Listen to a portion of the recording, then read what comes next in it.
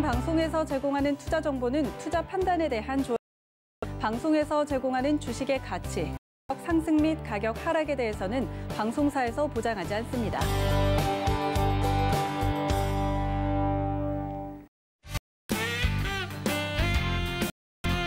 안녕하세요. 여러분들의 주식 계좌를 빵빵하게 불려줄 주유소 일부 진행의 저는 교환합니다.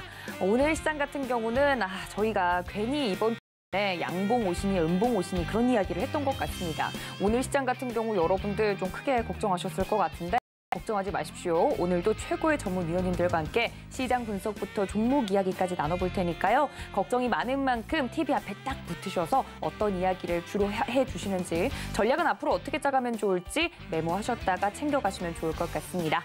그리고 오늘도 도팀과 박팀으로 나뉘어서 치열한 수익률 대결을 한번 펼쳐볼 텐데요. 오늘 또 수익률 대결뿐만 아니라 시장 이야기를 해주실 각 팀의 대표 위원님들 모셨습니다. 오늘 허반석 위원님과 이주연 전문가님 모십니다. 위원님들 어서 오세요. 안녕하세요. 안녕하세요. 네, 반갑습니다.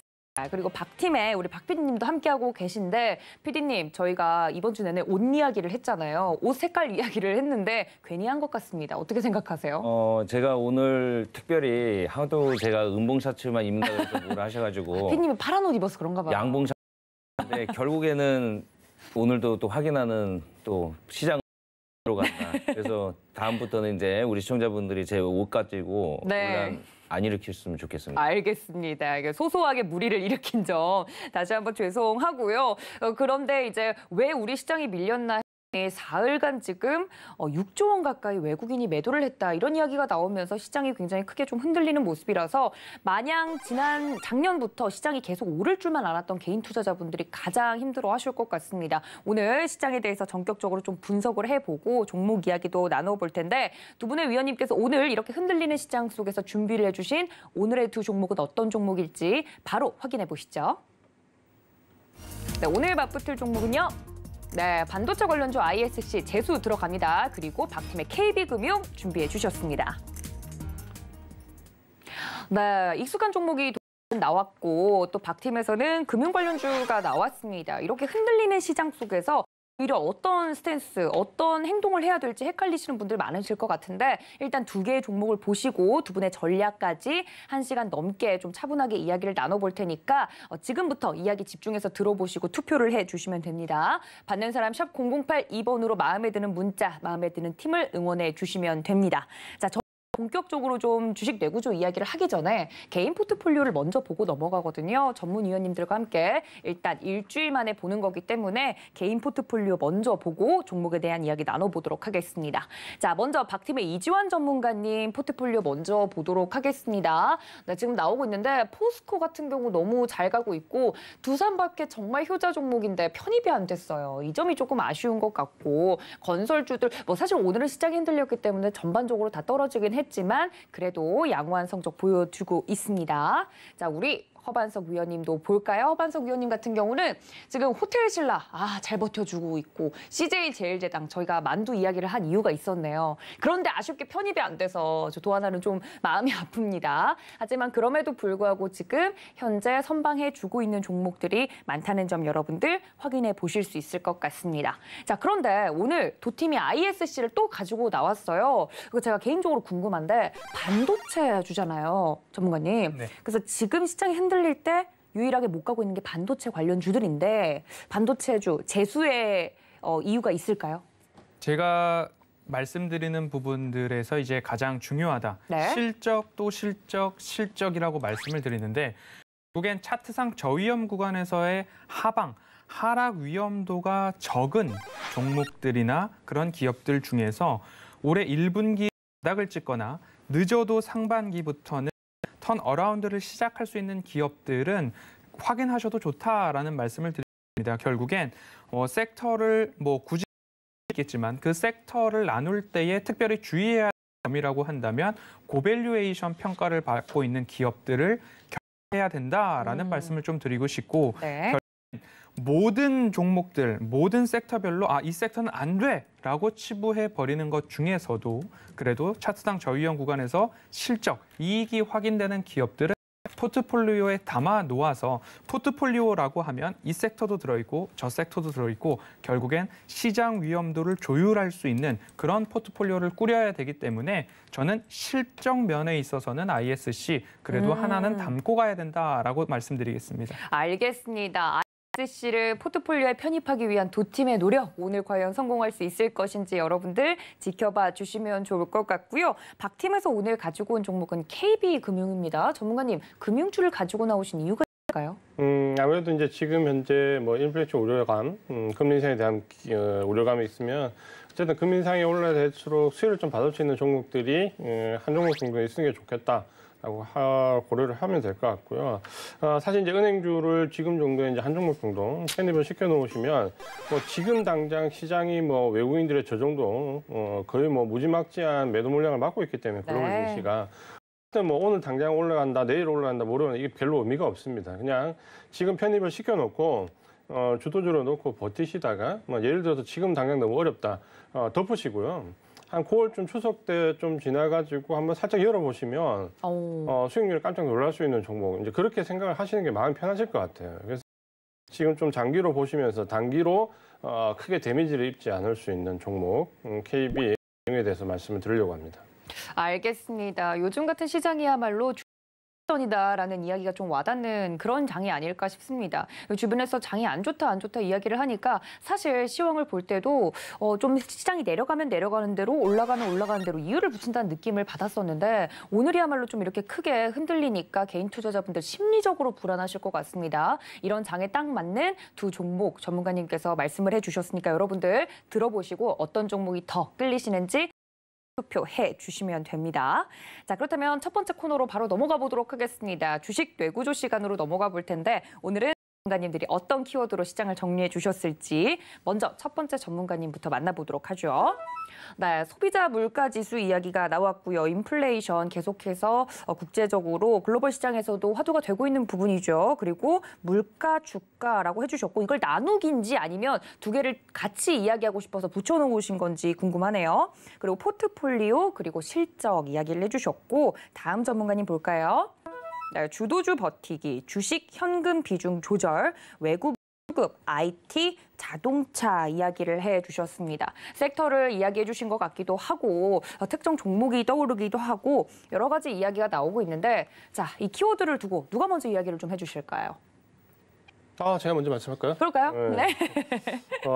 일단 뭐 주도주 버티기는 뭐 당연히 제가 말씀드렸을 걸로 생각하실 것 같은데요. 많은 분들이 이제 시장이 이 정도 밀렸는데 버텨야 되느냐라고 물어보시거든요. 버텨야죠. 버텨야 되는데 결국 이제 그 버티는 게 비주도주냐 주도주냐는 상당히 큰 차이가 있는 거죠. 주도주 중에서도 가장 핵심이 되는 주도주로 철강, 기계, 조선, 건설 이런 쪽으로 좀 몰아놓고 추격을 한 다음에 비주도주를 현금화시켜서 지금 주식과 현금 비율을 좀 맞춰놓고 기다렸다가 마련한 현금을 가지고 주도주 쪽으로 더 투입할 수 있는 준비를 하고 있어야 되는 단계로 좀 보시면 될 것 같고요. 결국 이 주도주를 버티자라고 하는 거는 당장의 소나기를 피해갈 수는 없습니다. 주식 투자를 하면서. 여기서 물러나 버리면은 결국 이제 기회도 다 날아가 버리는 거죠. 그러면 버텨야 되는데 예를 들어 비주도도 지금 현재 이제 무지막지하게 매도 물량이 나오는 곳에서 버티기는 어렵습니다. 그래서 주도주를 버티자라는 거는 물론 시장이 좋을 때도 마찬가지지만 시장이 어려울 때도 더 마찬가지다. 이렇게 말씀을 좀 드리겠고요. 네. 이제 두 번째 제가 말씀드렸던 결국 이제 현금과 주식 비중을 맞추자라는 건데 현금을 좀 챙겨야 된다는 건가요? 제가 이제 가장 리스크 관리를 하는 첫 번째가 주식과 현금 비중을 맞추는 겁니다. 그러니까 시장 상황에 따라서 주도주를 비중을 늘렸다면서 현금 비중을 어느 정도 가져가는 건데 지난 이제 이번 주에 들어서 시장이 안 좋아지면서 현금 비중을 50% 이상 지금 확보를 해놓고 있는데 나머지는 이제 주도주로 보유를 하고 있죠. 문제는 뭐냐면 시장이 좋아도 시장이 안 좋아도 우리 개인 투자자분들은 거의 많은 분들이 주식 100%입니다. 그러니까 시장이 좋아도 주식 100%, 시장이 안 좋아도 주식 100% 이렇게 하면 결국 이제 나중에 손익비에서 이 남는 게 별로 없습니다. 그러니까 손실도 그만큼 보고 이익도 그만큼 보는 형태로 가가지고 결국 이제 어렵게 가거든요. 지금은 사실 제가 생각해봤을 때 이렇게 봅니다. 그러니까 내가 지금 현재 IT 종목 대형주를 가지고 제약바이오 종목을 가지고 지금까지 크게 밀렸다.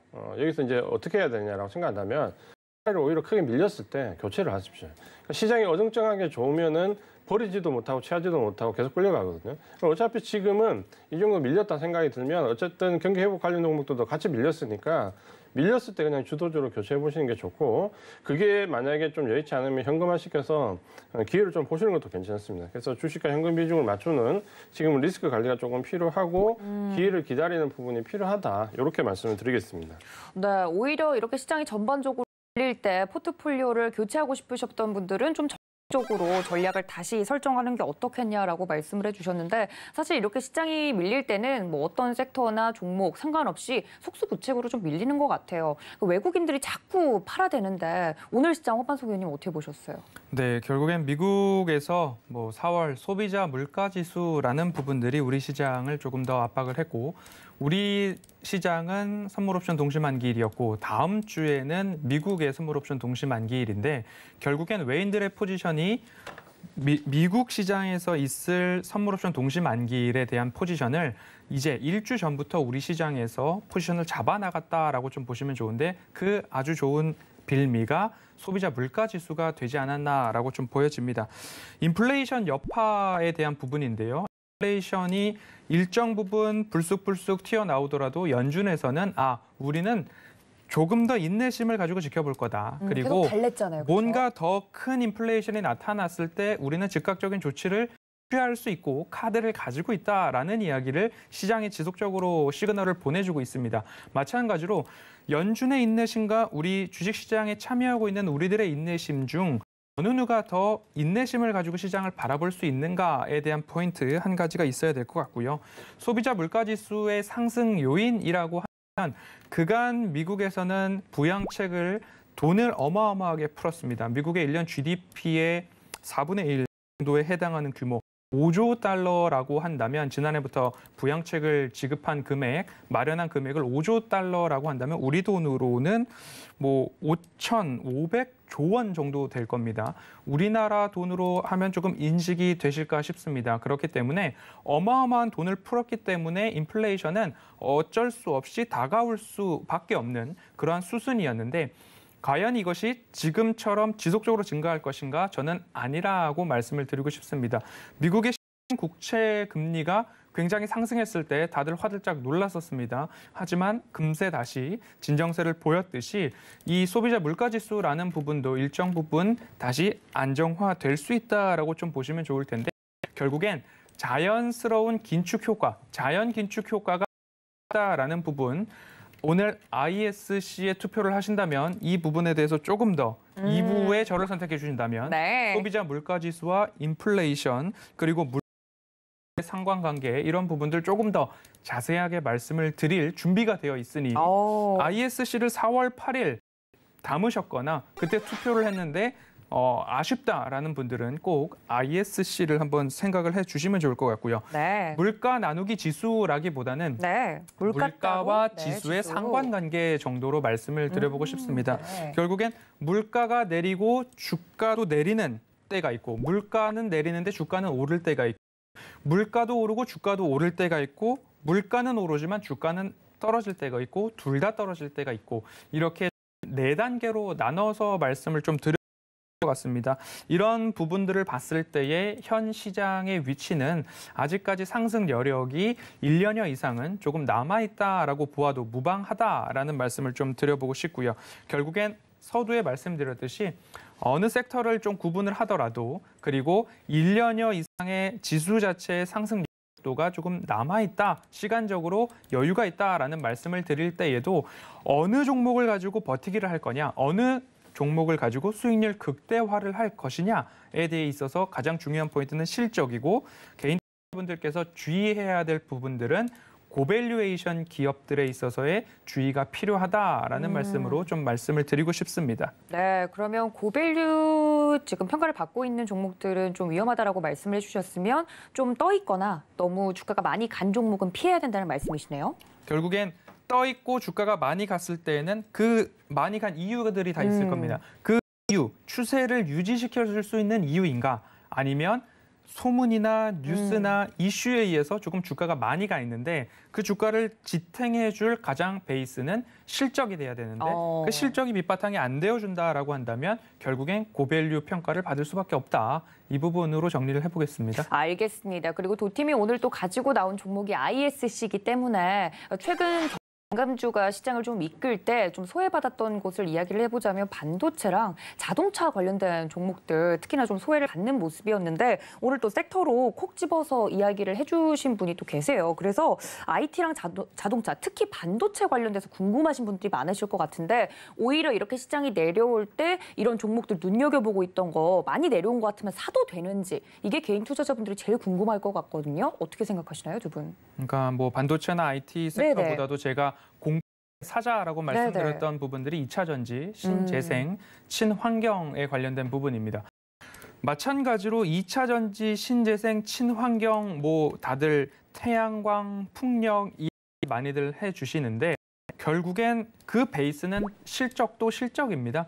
뭐 좋다, 업황이 좋다, 앞으로 미래 먹거리다. 그리고 전 세계가 나서서 전기차 시장, 친환경, 탄소 중립 외치고 있다. 다 좋다 이겁니다. 하지만 그 기업의 실체, 그 기업이 수익을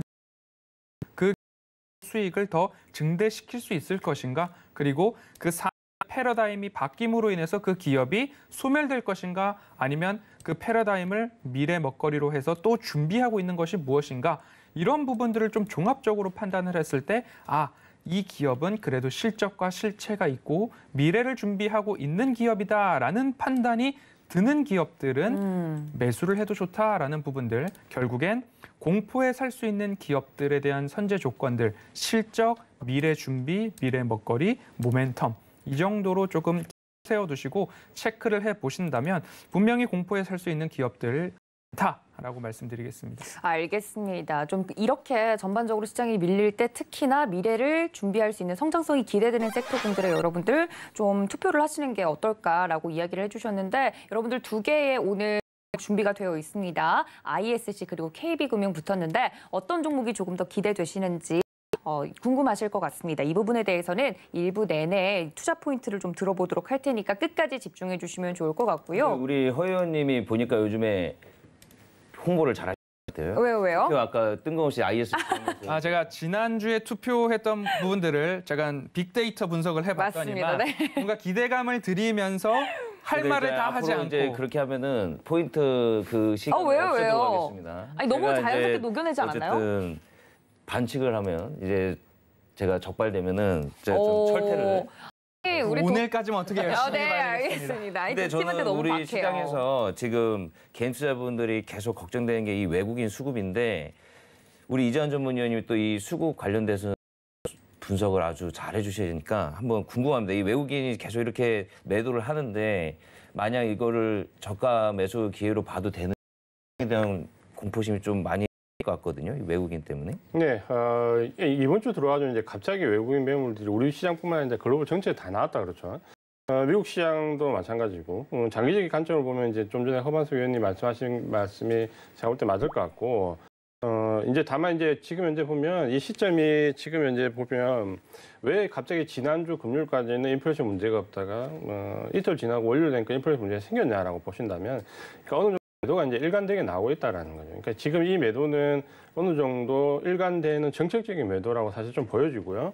그렇게 본다면 우리 시장뿐만 아니라 지금 대만 증시를 비롯해서 글로벌 증시가 다 내려가는 거는 결국에는 이제 ETF 매도 물량들이 지금 나오고 있습니다. 그러니까 이 말이 무슨 말이냐면 지금 금융위기 이후에 지금 증시에 유입된 자가 65% 그러니까 ETF의 바스켓 거래로 통째로 들어왔다는 거죠. 근데 이 자금들이 지금 현재 보면 미국의 이제 ARK 그 펀드들이 지금 집중적으로 IT 쪽으로 매수 많이 했는데 ARKK 같은 이 펀드들이 지금 현재 단기간에 한 달 정도 만에 수익률이 마이너스 30%입니다. 그러니까 마이너스 35% 되니까 매도 압박을 많이 받죠. 그러다 보니까 이쪽에서 물량을 이번 주에 들어와서 지금 집중적으로 내고 있습니다. 그러니까 우리 시장도 지금 그 물량의 폭탄을 다 맞고 있죠. 글로벌 마찬가지고. 주로 이제 이 펀드들이 IT 관련되어 있는 바스켓 거래다 보니까 우리 이제 시청자분들께서 의아해 하시는 분들이 이제 그거죠. 나는 IT에서 반도체를 갖고 있어. 나는 2차 전지를 갖고 있어. 나는 MLCC를 갖고 있어. 상당히 좋은 섹터를 가지고 있는데 그거와 무관하게 지금 다 같이 더 크게 내려간다는 거. 왜냐하면 결국 이 ETF의 매도는 선별적인 매도가 아닙니다. 그냥 단체적으로 바스켓거리에서 다 때리는 거죠. 어느 걸 빼줄 수가 없어요. 그냥 ETF 자체로 매도가 나가기 때문에. 그러다 보니까 좋든 나쁘든 모든 섹터에 걸려있는 종목들이 그냥 다 같이 내려앉는다라는 거죠. 그냥 그걸 본다면 지금 소나기를 피하는 게 맞고 소나기를 일단 피하고 난 다음에 선별적으로 다시 ETF 쪽에서 매수가 들어오겠죠. 그래서 지금 5월 초에 빨리 좀 들어왔지만 이 RT가 어떻게 될까 궁금했지만 RT와 자동차가 제가 굉장히 궁금했던 섹터입니다. 그러니까 이 두 섹터를 어떻게 ETF에서 처리할까라고 생각을 했는데 의외로 IT를 지금 매도 압박을 많이 받고 있고 자동차 쪽에서는 ETF 물량에서 오히려 소폭 매수가 들어오고 있습니다. 그러니까 이 차이가 좀 나오다 보니까 지금 현재 나온다 이렇게 보셔야 되겠고요. 지금은 뭐 내가 가진 종목이 나빠서 펀더멘털이 어떠서 그렇지는 않습니다. 그러니까 ETF에 따르는 전체적인 바스켓 거래로 통째로 매도가 나오는 거기 때문에 지금은 어쩔 수가 없다. 이렇게 인식을 하시는 게 마음이 좀 더 편하실 겁니다. 알겠습니다. ETF 거래와 관련돼서 이야기를 또 해주셨는데 네, 지금 현재 두 팀에 대해서 중간 집계가 나가고 있다고 합니다. 저희 ISC 오늘 다 봐야 되는데. 우리 시청자분들 오늘 딱 보시면 알겠지만 우리 이지환 전문위원님의 또 보시면 우리 이렇게 힘든 시장에서도 안정적인 지금 수익을 끌고 가시는 이 모습들을 아까 보셨 포트폴리오에서. 시장도 그런데 우리 박 PD님도 이렇게 침체되어 계세요. 오늘. 그렇기 때문에 이제 시장이 안 좋아서 요즘에 이게 네. 막 이렇게 말을 아끼고 계세요 요즘? 왜냐하면 이게 오늘 같은 경우에는 또 조금 조용히 방송을 해야 되는 날이라 가지고 아니. 점잖은 방송 이제 시장이 또 좋아지면은 또 제가 활기발랄하게 할 테니까 우리 시청자분들 이해 부탁드리겠습니다. 어쨌든 오늘 KB 금융 역시나 이제 또 다음 주도주가 될 수 있는 금융주를 오늘 또 가지고 오셨는데 딱 보시면은 목요일은 딱 안정적으로 조금 마음이 조금 편안하게 투자를 할 수 있는 종목군들을 많이 제안을 드리고 있으니까 우리 또 주식 돌부처 이지환 전문위원님의 두 번째 포인트 한번 들어보겠습니다. 예, KB금융 뭐 다 아시겠지만 일단 상승과 대해서 일단 수혜주입니다. 그러니까 결국에는 지금 아마 인플레이션 공포가 오고 금리 상승이 오는 거는 어떻게 보면 정해진 수순이거든요. 경기가 회복되는데 인플레이션이 안 올 수가 없고 금리 인상이 안 올 수가 없습니다. 그러니까 이걸 지금 하느냐 마느냐 논란 자체는 항상 금리 인상 전에 오는, 그러니까 금리 인상 전에 우려감으로 반영되는 조정 증시고 막상 금리가 인상되기 시작하면 주식시장은 절대 내려가지 않습니다. 저도 주식시장한 지 한 30년 가까이 됐고 제가 100년 정도 다우 데이터를 거의 외우다시피 하고 있는데 한 번도 금리 인상 시기에 100년 동안 주식 내려간 거 본 적이 없습니다. 그러니까 그 전에 항상 우려감으로 증시가 조정을 받을 뿐이지 이 직전에 이제 금리가 인상했던 시기가 2004년도 6월부터 해서 2006년 6월까지 2년 동안 17차례 금리 인상이 단행되었었는데 그때도 주식이 큰 폭으로 올랐습니다. 큰 폭으로 상상하기 힘들 정도로 웬만한 주식들이 한 4-5배 다 올랐습니다. 그러니까 그런 걸 보시면 걱정하기보다는 그 이유를 준비하시는 게 좀 맞을 것 같고 그 가운데 KB금융이 그 상승 기간 동안 시장 수익률을 상회하면서 꾸준하게 올라갈 수 있는 금리 상승의 수혜주다. 이렇게 말씀을 드리겠습니다. 역시 이지환 전문위원님의 이 말씀을 들어보면 마음이 또 편안해집니다. 저도 솔직히 좀 불안했습니다. 오늘 시청자분들이 많이 불안해하실 것 같아서 금리 인상 되고 뭐 이러면 또 어떤 하시는 분들이 있는데 100년치 다우 데이터를 나오셨어요 오늘? 그냥 본서 100년 계속해서 이제 리뷰를 하고 있죠. 자꾸 무리수 두지 마세요, 박 PD님. 아니 저는 역시 우리 이지환 전문위원님한테 감동해서 제가 혹시 우리 PD님이 질문하실 것 같아가지고 혹여나 한 번 정도 내려간 적이 있나 제가 찾아봤는데 없더라고요. 실제로 보셨어요? 실제로 그걸 다 이제 준비를 해주신 거죠? 네, 저는 역시 이게 딱 믿음이 갑니다. 그래서 오늘 시청자분들도 아마 좀 시장에 대한 불안감이 또 많으실 거예요. 내일 또 금요일이고 불안하실 텐데 또 오늘 미국 시장 열리는 것도 나스닥도 폭락하나 또 이 걱정하실 텐데 이지환 전문위원님 말 들으니까 조금 위안이 됩니다. 그다음에 또 우리 시청자분들이 또 채팅창 안 읽어주면 또 섭섭해 하시니까 오늘 그냥 적당히 조금만 하겠습니다. 우리 또 너무 언짢아하지 마시고요. 딱 경건한 마음으로 읽어드리겠습니다. 우리 김조희님께서 원래 도팀이신데 오늘따라 저를 응원해 주시네요.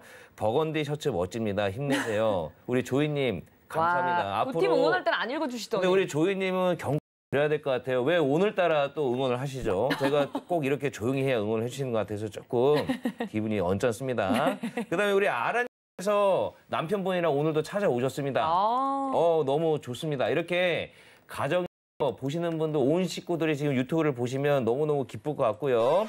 저번에 제가 이벤트 당첨드렸으니까 아라님은 오늘은 제시키겠고요. 우리 또 TV로 보고 계신 시청자분들 지금 유튜브로 참여해 주시면 이렇게 선물 팡팡 터뜨리고 있으니까 많이 들어와 주시면 좋을 것 같습니다.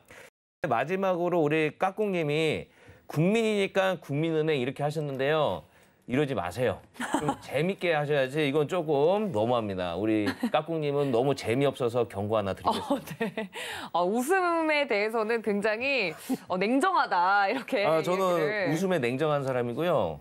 제가 원래 좀 이런 거 좀 못 받아줍니다. 국민이니까 국민은행 좀 별로입니다. 네. 우리 이재한 전문 의원님이 추천하셨으니까 네. 또 국버지. 이번에는 또 국버지 도전 가겠습니다. 국민의 아버지. 네, 모든 종목의 아버지를 다 한 번씩 하셔야 성미에 차실지. 아무튼 알겠습니다. 자, 그런데 이렇게 시장이 흔들리는 와중에서도 시장 자체가 아래로 꺾인다는 이야기는 결코 아니죠. 그중에서도 담아야 될 종목이 있다면 바로 반도체 ISC라고 저는 생각을 하는데 저희도 첫 번째 투자 포인트 들어봐야겠죠?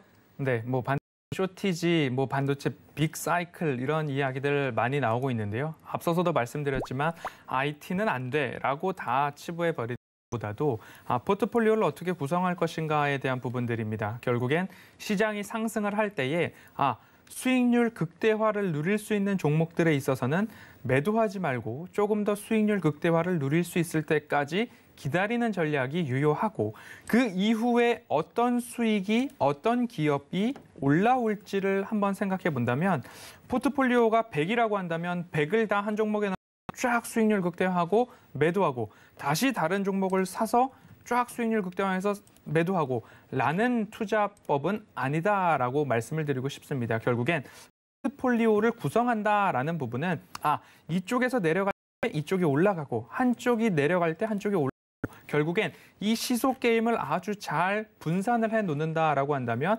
이쪽 섹터가 쫙 올라갈 때는 올라가는구나라고 즐기시면 되고 한쪽 섹터 침체되어 있다라고 싶을 때 그 기업들 중에서 첫째도 실적, 둘째도 실적, 실적이 좋은 기업들 위주로 하나하나 야금야금 분할로 포트폴리오 한쪽을 채워놓는다라고 한다면 결국엔 수익률 극대화한 이후에 매도를 했다. 그러면 매도할 시기에 이쪽 사이클이 다시 뜬다라고 한다면 이 선순환 구조라고 말씀을 드리고 싶습니다. 한쪽에서는 수익률 극대화, 한쪽에서는 저가 매수라는 부분으로 좀 본다라고 한다면 반도체가 이렇게 부족하다. 그리고 일상생활의 모든 곳에 반도체가 들어간다라고 하는데 결국엔 반도체 없이 못 사는 세상이 되었다라는 부분입니다. 네. 그러면 결국엔 매출과 영업이익이 증가할 수 있는 기업들을 조금 저렴할 때에 꼭 포트폴리오에 담아놓자라는 의지가 오늘 주유소의 재수로 나온 ISC 투표 부탁드리겠습니다. 네, 재도전하는 ISC 도팀의 포트폴리오에 담을 수 있도록 여러분들 많은 문자 투표 부탁드리도록 하겠습니다. 자, 오늘 시장이 좀 흔들린 만큼 시장 이야기를 길게 나눴는데 정리하고 다음 코너로 넘어가도록 하겠습니다. 네, 두 분의 의견 종합적으로 정리해 보도록 하겠습니다. 저희 허반석 위원님께서 이제 간밤에 나왔던 미국의 소비자 물가지수 때문에 인플레이션 우려로 전반적으로 시장이 흔들린 모습이었는데 물가와 주가에 대한 이야기를 해주시면서 지수의 상승 여력 적어도 1년은 갈 것이다라고 듣고 계시는 분들에게 걱정하지 말라는 말씀 드렸습니다. 그리고 이주환 전문가님께서는 이런 시장에서도 역시나 주도주 버티기 어려울수록 주도주로 포트폴리오 적극적으로 좀 교체해보자 말씀을 드렸고 주식과 현금 비중을 조절할 때 5대5 정도로 비중을 조절하는 것이 좋겠다라는 의견까지 덧붙여 주셨습니다. 자, 다음 코너는 종목 집합소 시간입니다. 과연 오늘은 어떤 종목들이 저희 시장에 걸렸는지 함께 만나보시죠.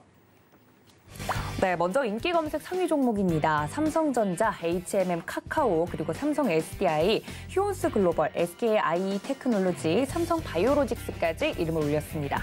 다음 종목들 볼까요?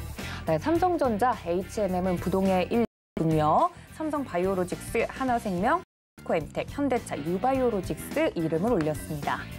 마지막 시청 접수 종목 보도록 하겠습니다. 정말 다양한 종목들 갖고 계시네요. 대덕전자, 네이버, 삼성중공업, SDI, 현대위아, 그리고 TY홀딩스, 현대모비스까지 이름을 올렸습니다.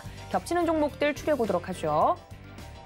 네, 현대바이오, 금호석유, SK하이닉스 이야기 나눠보겠습니다. 자, 이렇게 세 가지 종목이 오늘 이름을 올라왔는데 이 중에서 자유롭게 좀 종목에 대한 이야기를 해주시면 좋을 것 같아요. 저는 오늘 딱 그 저번 주 목요일 날 두 분이서 많이 말씀해 주셨던 종목이 딱 눈에 보이는데 네. 우리 이전 전문가님 웃으셨으니까 바로 발사해 주시겠습니다. 네, SK 하이닉스 아마 네. 말씀하시는 것 같은데 이제 지금 현재 우리 개인 투자분들을 고민에 빠뜨리는 종목 중에 하나입니다. 대표적인 종목이 삼성전자, 네. 삼성전기, 삼성 SDI, SK 하이닉스 이제 이런 종목들인데 제가 이제 좀 전에 말씀드렸다시피 지금은 어떤 방법이 없습니다. 그러니까 ETF 전체에 관련돼 있는 IT 관련돼 있는 매도 물량이 동시에 나오기 때문에 그 안에서 뭐 조금 좋다 나쁘다라는 구별이 없이 그대로 지금 매도 물량을 다 막고 있습니다.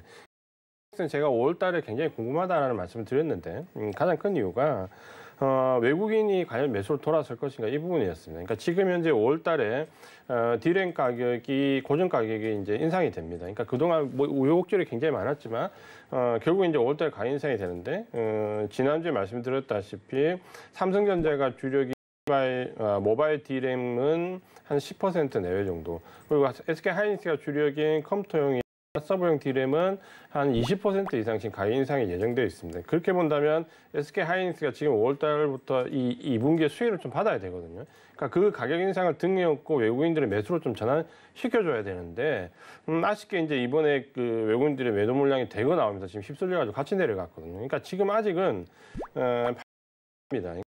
사태가 없었으면 판단 건데 지금은 외국인과 기관 매도 물량이 너무 쏟아지다 보니까 이런 부분이 이제 반영이 안 되고 있다는 거죠. 문제는 이제 뭐냐면 결국에는 지금 현재 이 부분이 반영이 돼가지고 올라가지 못하면 3분기에 가서는 SK 하이닉스가 외국인들이 아마 SK 하이닉스보다 삼성전자 쪽으로 매수세가 쏠릴 수 있습니다. 그러니까 지금 현재 2분기에 하이닉스가 실적이 좀 더 좋을 수 있고요. 3분기부터는 반대로 이제 상황이 바뀝니다. 그러니까 3분기부터는 모바일 디램 가격이 훨씬 더 상승 수요가 커집니다. 그래서 가격 인상 요인이 더 커질 걸로 3분기부터는 예상되기 때문에 그렇게 되면 3분기부터는 외국인들 삼성전자 쪽으로 몰려버리거든요. 그러면 SK 하이닉스는 지금 찬스를 잡았을 때 2분기에 지금 주가 올려야 되는데 외국 매수가 유입되지 않으면서 지금 현재는 상당히 어려움에 처해 있다. 이렇게 좀 보셔야 될 것 같고요. 지금은 어쨌든 그 ETF 외국인 물량들의 매도 물량은 어느 정도 부분은 지금은 피할 수가 없으니까 소나기는 조금 피해 가시는 게 좋을 것 같고 아마 이제 보유하고 계신 분은 어떻게 해야 되느냐 제가 봤을 때는 아마 이번 주 지나서 다음 주 정도가 아마 결정을 좀 바닥을 잡는지 확인을 좀 할 수 있을 것 같습니다. 그래서 좀 전에 말씀드린 것처럼 하이닉스는 5월 달에 급반등이 나와야 됩니다. 그렇지 않으면 이후에 3분기의 상황이 좀 어려워질 수 있다. 이렇게 말씀을 드리겠습니다. 네, 지난주에 나오셔서 이야기를 해주셨던 SK 하이닉스 기억을 또 하시고 박 PD님이 예리하게 물어봐 주셨는데 알겠습니다. 사실 좀 신기한 게 SK 하이닉스 이 시장 바로 직전에는 삼성전자보다 SK 하이닉스가 훨씬 탄력이 좋아서 긍정적으로 나오는 이야기들을 좀 들었던 것 같은데 또 이렇게 운명이 갈리기도 하네요. 자, 다른 종목들은 어떤 종목을 또 볼까요? 네, 현대바이오를 말씀을 드려보도록 하겠습니다. 네. 현대바이오가 이제 장중 급등이 나왔다가 윗꼬리를 조금 달면서 조금 하락을 했던 모습입니다. 장중 고가로 따져 27% 가까운 상승률을 좀 보여주었는데요.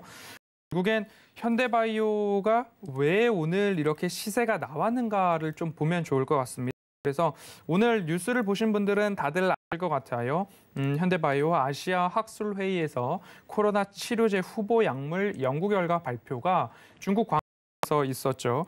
이 부분들을 좀 더 살펴보니까 내용이 이렇습니다.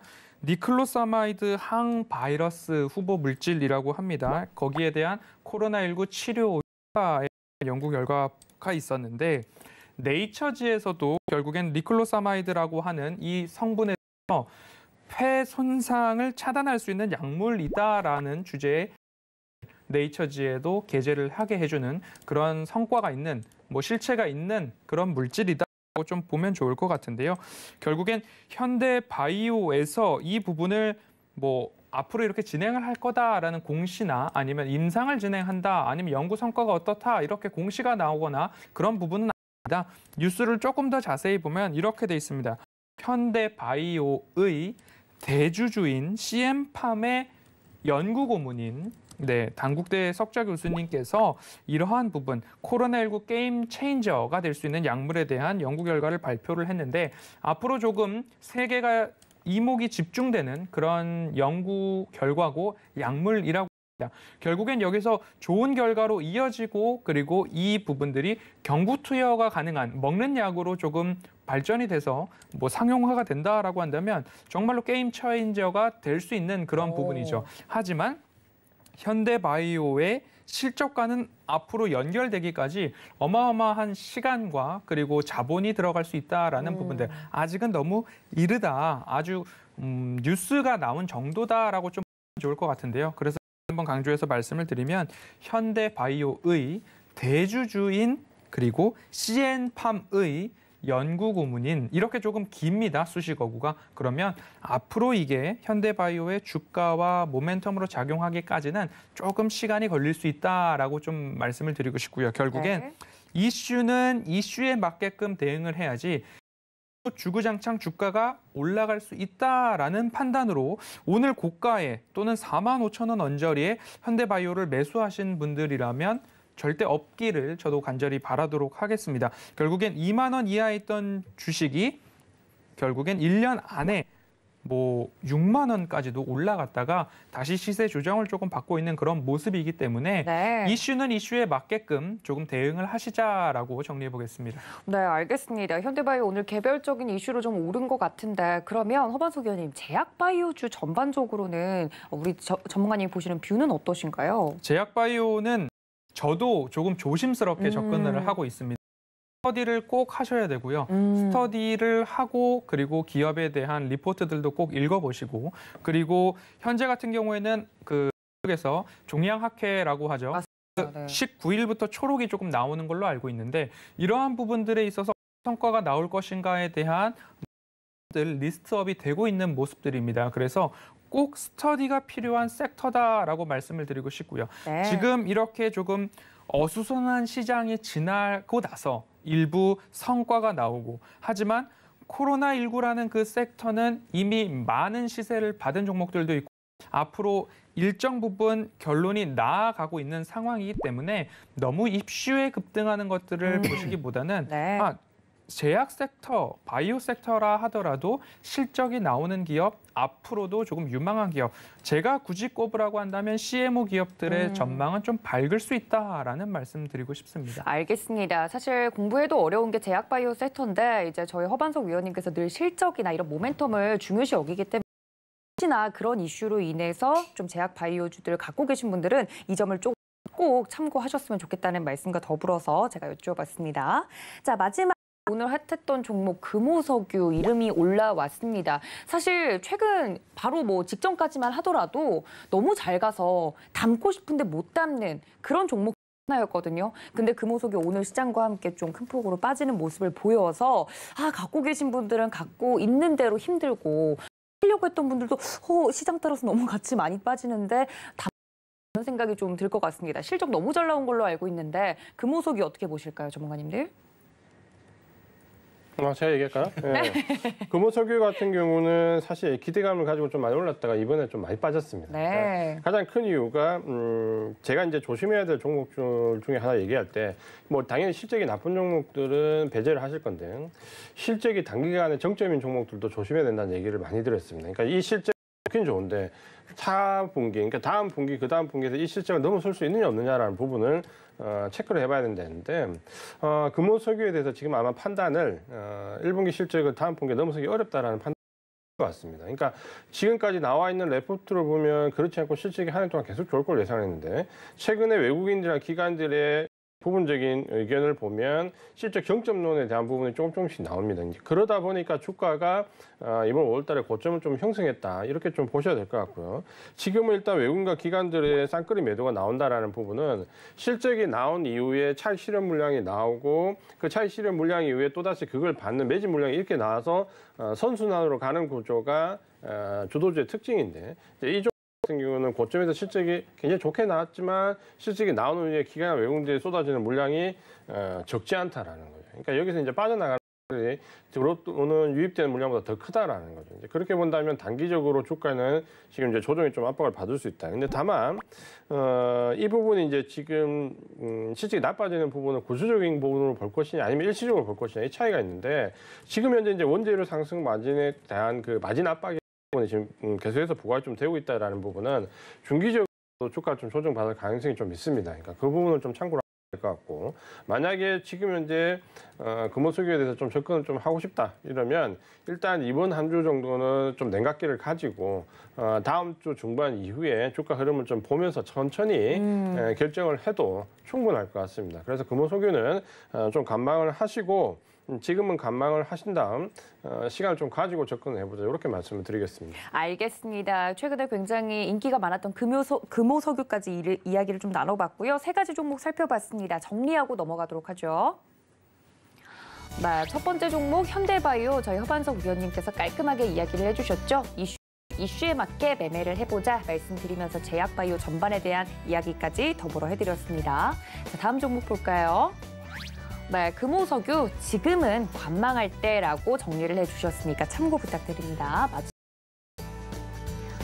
네, SK하이닉스 궁금하셨던 분들 많으셨을 것 같은데 소나기는 일단 피하고 보자 말씀드렸고 파운드리 분야 기대감은 여전히 살아있다는 말씀도 해드렸으니까 참고 부탁드립니다.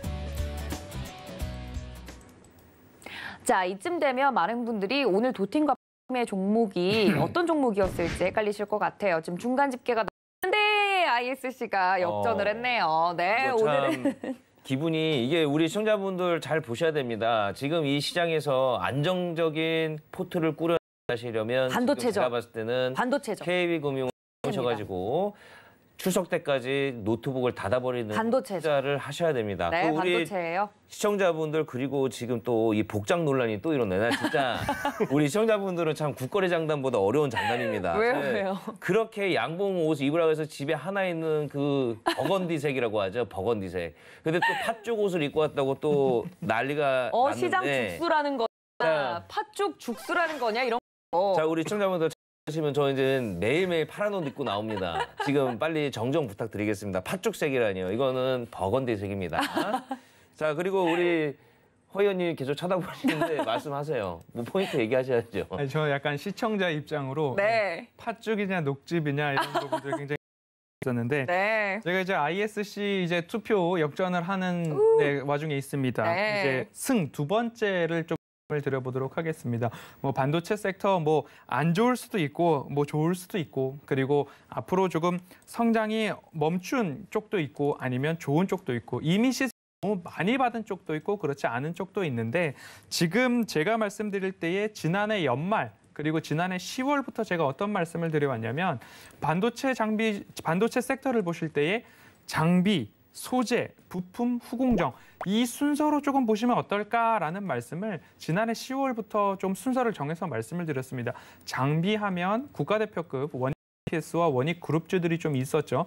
이미 많은 시세가 나왔습니다. 그렇기 때문에 뭐 포트에 편입을 하거나 매수 사인을 드리거나 저는 이 종목 지금 매수해도 좋을 것 같습니다라는 말씀을 절대 드릴 수가 없는 상황이죠.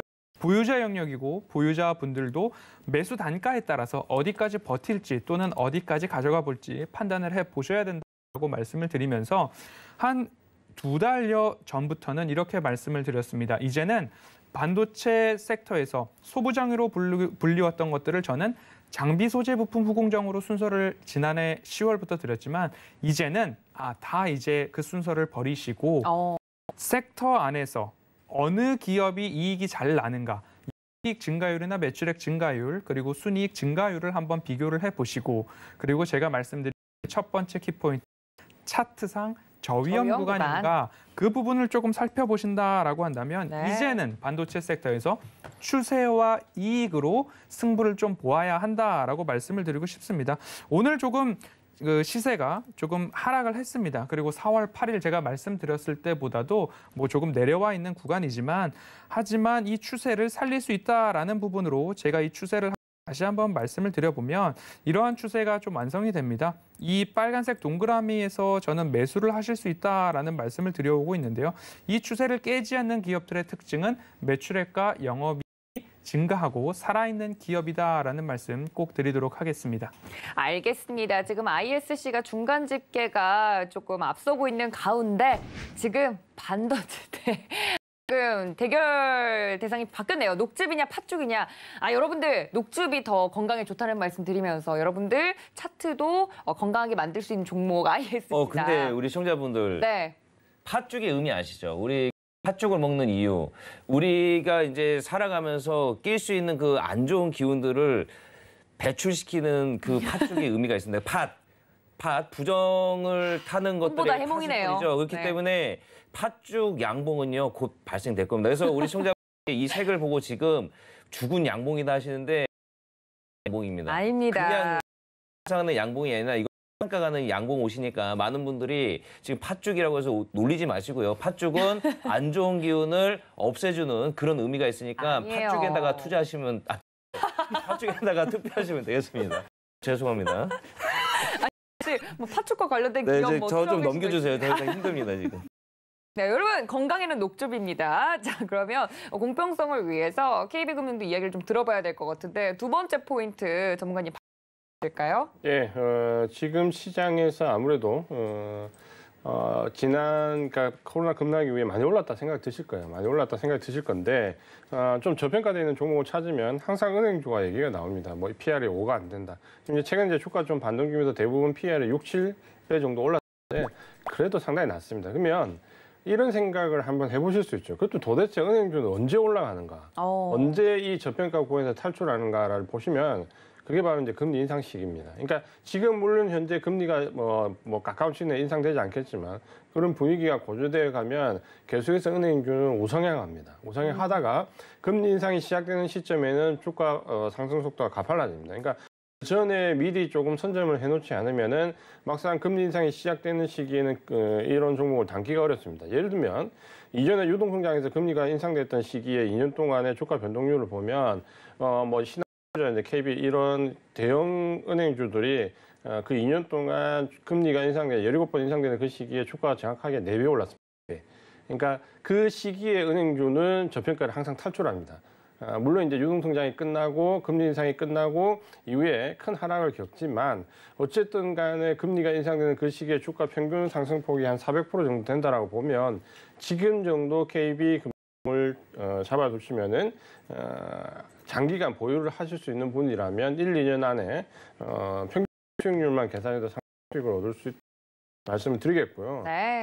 마지막 그 말씀을 첨언드리면 녹즙은 건강에 좋지만 팥죽은 맛있습니다. 그러니까 저도 나이가 들어보니까 팥죽이 굉장히 전문가님. 맛있다. 이 부분을 좀 보신다면은 맛있는 주식도 한번 고려해 볼 수 있다. 이렇게 말씀을 드리겠습니다. 아닙니다. 지금 채팅창에 올라왔는데 녹즙은 수시로 마실 수 있고 팥죽은 특별한 날 먹으니까. 이렇게 말씀드리겠습니다. 우리 시청자분들 올해 특별한 경험해보고 싶으십니까? 팥죽 같은 맛있는 주식 KB금융입니다. 특별한 날, 특별한 수익률로 함께하세요. 여러분들 다 필요 없습니다. 건강하지 않으면 뭐가 중요합니까? 건강이 제일입니다. 여러분들 녹즙 대 팥죽.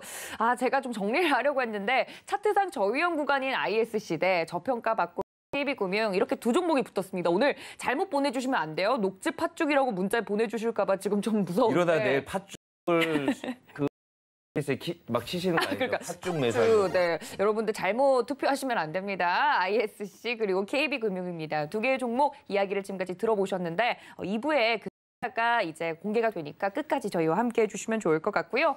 마지막 코너는 종목 진품 명품 시간입니다. 여러분들이 궁금한 종목에 대해서 저희 두 전문위원님들이 이야기를 해주는 시간인데 오늘은 어떤 종목이 도착했는지 볼까요? 네, 카카오, 한화생명, 서린바이오, 우리기술투자, 삼성 SDI 도착을 했고요. 다음 종목들도 볼까요?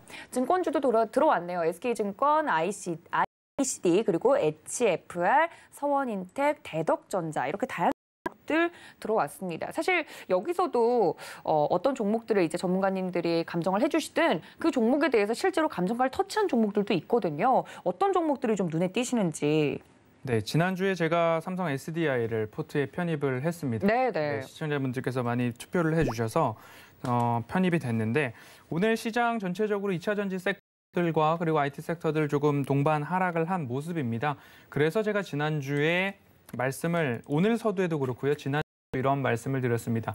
공포에 살 수 있는 주식이 무엇인가라고 했을 때 삼성 SDI 그래도 담아볼 만하다라는 말씀 지난주에도 이어서 드렸었는데요. 그 이유에 대해서 조금 복습하는 의미로 드려본다라고 한다면 비수기 계절성 요인으로 인해서 1분기 저점을 찍고 QOQ 기준으로 직전 분기 대비 매 분기마다 이익이 성장할 것으로 전망이 밝은 그런 기업 삼성 SDI다라는 말씀 좀 드리고 싶고요. 그리고 특허 관련해서 좀 특허가 최다 보유이고 미래 전고체 배터리에 있어서도 조금 가장 빠르게 앞서서 준비하는 기업이 삼성 SDI다라는 말씀을 좀 드리고 싶습니다. 이익적인 측면에서는 중대형 전지사업 부문에 있어서 흑자 전환이 이루어지는 해다라고 정리를 해서 말씀을 드렸고요. 유럽 전기차 수요 회복에 대한 이슈 그리고 전망 밝다 그뿐만 아니라 ESS라고 하는 에너지 저장 장치에 대한 부분들 우리나라뿐만 아니라 미국, 유럽 모든 등지에서 이 부분들 앞으로 전기를 생산은 많이 했는데 이 전기를 얼마만큼 효율적으로 날려버리지 않고 모아놓을 것인가에 대한 에너지 효율, 에너지 저장 장치에 있어서도 삼성 SDI가 조금 나가고 있다라고 좀 이해를 해보시면 좋을 것 같습니다. 오늘 기회가 된 김에 조금 더 설명을 드리면 네. 제2의 테슬라라고 불리우는 리비안이라는 자동차 회사가 있습니다. 원통형 배터리 공급에 대한 이슈가 뒤늦게 조금 밝혀졌습니다. 공급을 했다라고. 결국엔 앞으로 추가적인 공급 계약 체결했을 때 조금 공급하는 납품처가 다양화돼가고 있다라고 좀 이해를 해주시면 좋겠고요. 이렇듯이 삼성 SDI는 각형, 원통형 모두 다 조금 앞서가고 있고 사실 시작을 그 공구, 소형 전지 여기서부터 결국엔 전지들이 시작을 한 거고 전고체 배터리도 마찬가지로 아주 작은 소형 전고체 배터리가 이제 시제품이 나오고 있는 상황이기 때문에 결국엔 SDI에서도 이러한 부분들을 앞서서 앞다투어 좀 않을까라는 생각이 듭니다. 끝으로 ESS 저장 장치 글로벌 시장 점유율 약 30%대 늘 유지하고 있는 기업이기 때문에 전기차 하나만을 보는 게 아니라 2차 전지, 이 배터리가 어디에 쓰이는지 이 포트폴리오의 조금 다양화 이런 부분들을 본다라고 한다면 장기적, 롱텀 전략으로 봤을 때는 배터리 3사 중에 그래도 삼성 SDI 가지고 가셔도 좋을 거다라는 말씀으로 정리해 보겠습니다. 알겠습니다. 삼성 SDI 꼭 저희 허반석 의원님이 좀 봐주셨으면 했는데 봐주셨네요. 그러면 정확하게 좀 감정가는 얼마 정도로 생각하는 게 좋을까요? 네, 오늘 종가가 60만 2천 원 수준입니다. 네. 그래서 제가 목표가를 1차적으로는 80만 원 정도 말씀을 좀 드려야 될 것 같고요. 네. 그리고 매수가는 차트상 저위험 구간이라고 참 얄궂은 추세선 제가 누누이 좀 그려보는데 오늘 시장 같은 경우에 그 저위험 구간, 차트상 저점 구간을 조금 막고 있습니다.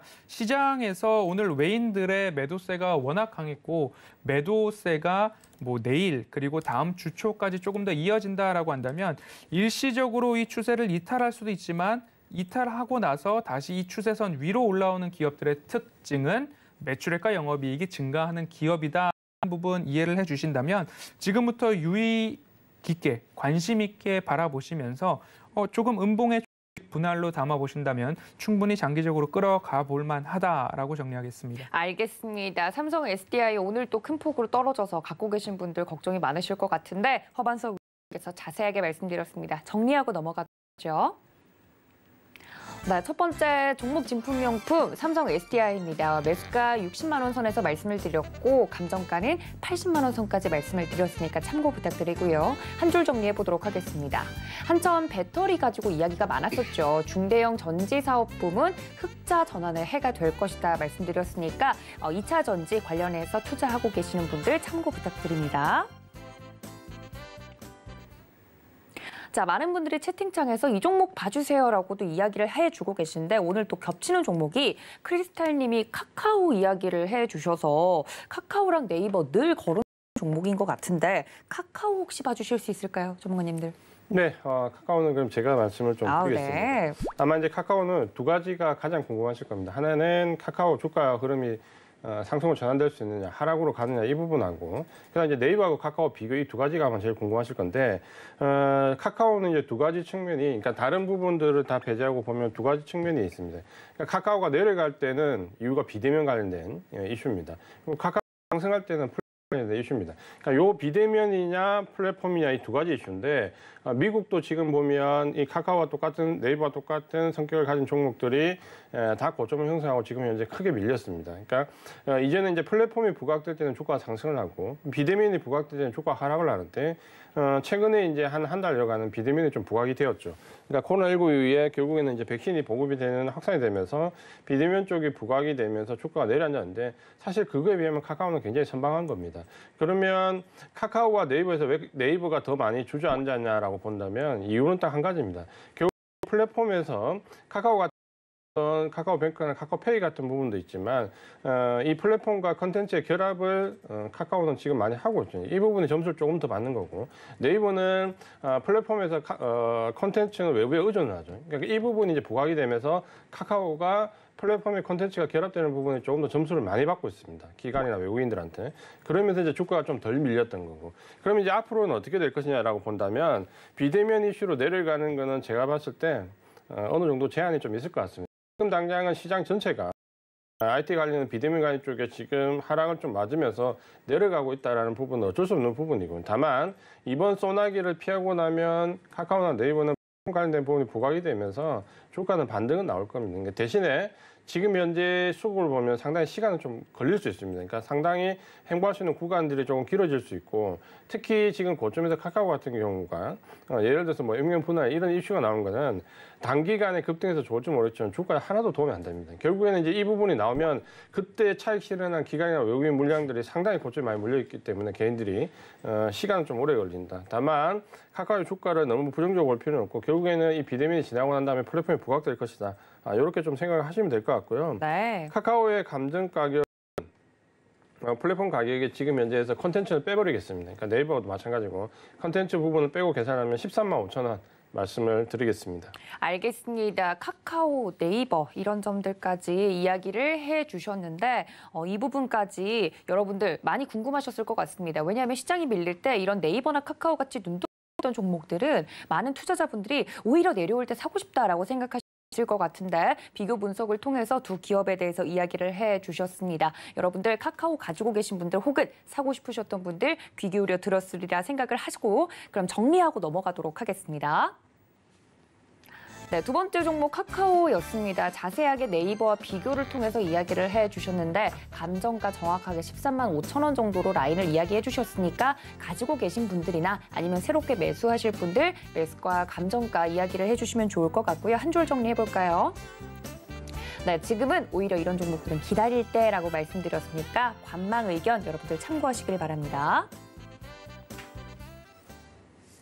자, 여러분들 어떤 종목이든 간에 이렇게 감정가 새롭게 써주고 계십니다. 어디서 이런 이야기들 더 받아볼 수 있는지 궁금하시죠? 노란톡 들어오셔서 이 종목 감정가 얼마 정도 괜찮을지 물어봐 주세요. 여러분들 서울경제TV 주유소 검색하시고 들어오시거나 QR코드 통해서 입장 가능하니까 지금 바로 지금 이쪽으로 입장해 주시면 좋을 것 같고요. 지금 제가 채팅창 올라가는 걸 보다가 올라간다고 했는데, 왜냐하면 채팅창에 지금 오랜만에 유튜브에 또 오시는 분들이 있었어요. 오랜만에 보는 닉네임들 저도 기억을 할 정도인데, 이렇게 녹즙이랑 팥죽을 저희가 색을 입어서 그런지 고향에 온 것 같이 오랜만에 들어오신 분들이 계시네요. 네, 우리 안소신님은 까꿍님과 항상 우리 서울경제TV를 빛내주셨던 분인데, 잠깐 유학 갔다 오셨어요. 유학 갔다가 다시 돌아오신 우리 안산 토시님 반갑습니다. 당첨. 우리 안산 토시 오기만 오랜만에 했는데, 오시니까 당첨 시켜드리도록 하겠습니다. 계속 이제 또 시청해 주실 거죠. 그다음에 우리 이재익님은 출장 갔다가 지금 집 도착하셨다는데 네. 좀 빨리 안전하게 오셨으면 더 좋았을 텐데, 아무튼 우리 이재익님 나요. 그냥 팥죽이라고 쓰시면 될 것 같습니다. 안 됩니다. 네, 여러분들 팥죽과 녹즙 지금 이야기가 계속 이슈가 되고 있는 가운데 종목에 투표를 해주셔야 됩니다. SC 대 지금 현재 KB금융 두 종목 두 팀 이렇게 나눠서 나가고 있으니까요. 어떤 종목이 문자로 투표 많이 해주시기를 바라면서 벌써 1부 마무리할 시간이 됐습니다. 2부에서는 그 승자가 공개될 예정이니까 끝까지 함께해 주시면 좋을 것 같고요. 또 본 방송에서 제공해 드린 정보 투자 판단에 대한 조언일 뿐 해당 주식의 가치나 수익률을 보장하고 있지 않다는 점까지 알리면서 저는 잠시 쉬었다가 저희 위원님들과 함께 다시 돌아오도록 하겠습니다. 채널 고정.